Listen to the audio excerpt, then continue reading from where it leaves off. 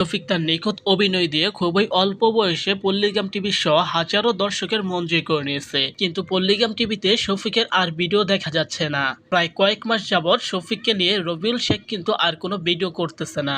রবিউল শেখ ও শফিকের মাঝে একটা বিষয় নিয়ে ভুল বোঝাবুঝি হয়, আর এই ভুল বোঝাবুঝির কারণে রবিউল শেখের সাথে শফিক রাগান্বিত হয়ে পল্লিগ্রাম টিভি থেকে সরে যায়।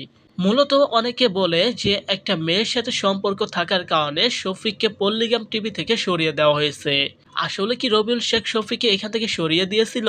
না বন্ধু, রবিউল শেখ শফিককে নিজে পল্লিগ্রাম টিভি থেকে সরিয়ে দেয়নি। মূলত শফিক ও ওই মেয়েটার গোপন সম্পর্কের বিষয়টা রবিউল শেখ যখন শফিককে বলে, ওই সময় শফিক রাগান্বিত হয়। আর রাগান্বিত হওয়ার পর তাদের দুজনের মাঝে কথা কাটাকাটি হয়। আর এই কথা কাটাকাটির পর শফিক রাগান্বিত হয়ে রবিউল শেখের পল্লিগ্রাম টিভি থেকে সরে যায়। আর রবিউল শেখ যখন মেয়েটিকে নিয়ে শফিকের নামে মিথ্যা মামলা করে, এরপর কিন্তু শফিক জেলও খাটে।